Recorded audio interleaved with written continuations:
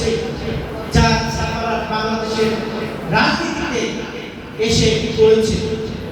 এখান থেকে বেশি দূরে নাও, রাজবাড়ী গোয়ালন্দতে আপনারা জানেন এক শ্রেণীর মানুষ কবর থেকে লাশ উঠে সেই লাশকে কিভাবে বাঁশ দিয়ে পিটিয়ে পিটিয়ে সেই লাশকে আগুন ধরে দিয়েছে। এটার নাম ইসলাম।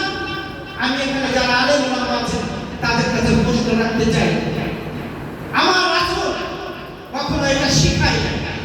আমাদের কি শিখিয়েছে যে কবর থেকে সেই লাশ পুড়িয়ে দিতে হবে? এটাও আমাদের দেখতে হচ্ছে। এটাও দেখতে হচ্ছে যারা যৌবন বয়সে যুদ্ধ করে বাংলাদেশ নির্মাণ করেছে, যেই বাংলাদেশে আমরা দাঁড়িয়ে কথা বলছি, সেই মুক্তিযোদ্ধাদেরকে অপমান অপদস্থ করা হচ্ছে। এমনকি গভীর রাতে তার বাড়িতে হামলা করা হয়েছে। রাজনীতির ভিন্ন মত থাকতে পারে, রাজনীতিতে আপনি একজন একজনের পছন্দ করবেন না, কিন্তু বঙ্গবীর কাদের ছেলেকে একজন মুক্তিযোদ্ধা মনে রাখতে হবে। তাকে যখন রাতে অন্ধকারে তার বাড়িতে হামলা করে, আমি একজন রাজনীতিক কর্মী হিসেবে ভাষা খুঁজে পাই না। এই হলো বাংলাদেশের অবস্থা। এক শ্রেণী ইসলামিক নামে যারা জামাত ইসলাম, তারা বলার চেষ্টা করেছে পিয়ার পদ্ধতি নির্বাচন মনে হচ্ছে একটি মামা বাড়ির আবদার। উন্ডা বলবেন আর জনগণ মেনে নেবেন। বাংলাদেশের মানুষ যে একটি জাতীয় নির্বাচনে ভোট দেওয়ার জন্য তারা যুদ্ধ করেছে, জীবন দিয়েছে, কারাগারে থেকেছে। আমাদের চৌধুরী আলম, ইলিয়াস আলী সহ অগণিত জাতীয় নেতৃবৃন্দ, যাদের লাশের সন্ধানও আজও পর্যন্ত আমরা পাচ্ছি না। সেই ভোটের অধিকারের জন্য যারা যুদ্ধ করেছে, আজকে আমাদের নতুন নতুন তকমা শুনতে হচ্ছে যে পিয়ার পদ্ধতি। পিয়ার মানে কি?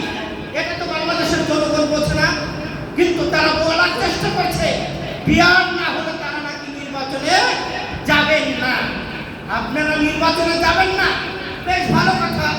জনগণ তো আপনাদেরকে বলে নাই যে আপনাদের নির্বাচনে আসতে হবে। যারা জনগণের সাথে প্রতারণা করে তারাই আবার দেখছি সব জায়গায় তাদের প্রার্থী ঘোষণা করছে, কিন্তু এক মুখে তারা দুই রকম কথা বলছে।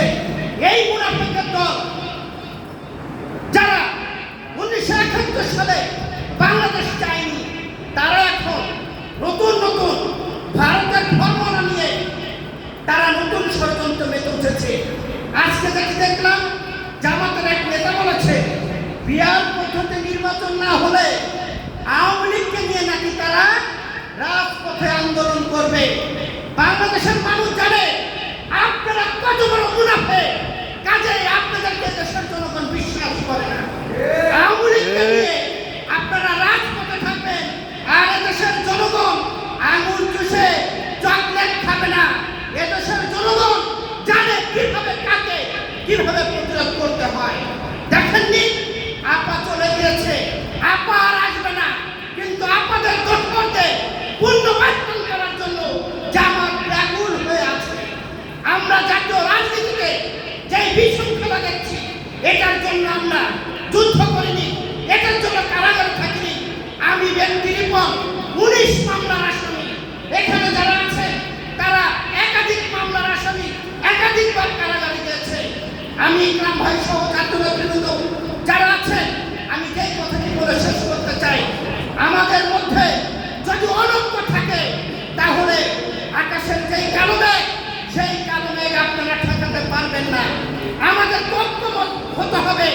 যদি ঐক্যবদ্ধ না থাকতে পারি তাহলে এরা দেশের মধ্যে অশান্তি সৃষ্টি করে জাতীয় নির্বাচনকে কালক্ষেপণ করার চেষ্টা করছে।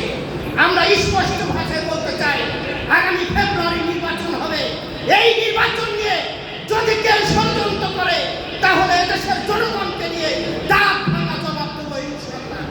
আলেম ওলামা যারা আছেন তাদের কাছে আমার অনুরোধ থাকবে, রাজবাড়িতে যেই ঘটনা হয়েছে, গতকাল রাতে দেখলাম আন্তর্জাতিক মিডিয়াতে ভালোভাবে তারা প্রকাশ করছে, যেটা একটি দেশ হিসাবে প্রয়োজনীয়। আমি এখানে যারা আছেন তারা কোরআন এবং হাদিসের আলোকে আপনারা মানুষের মাঝে বলবেন এবং আপনারাও এটার প্রতিবাদে প্রোগ্রাম দেবেন বলে দেশের মানুষ মনে করে। বাংলাদেশকে যারা অশান্ত করার চেষ্টা করছে তারা হলে ভারতের পেটাত্তা এবং ভারতের দালাল।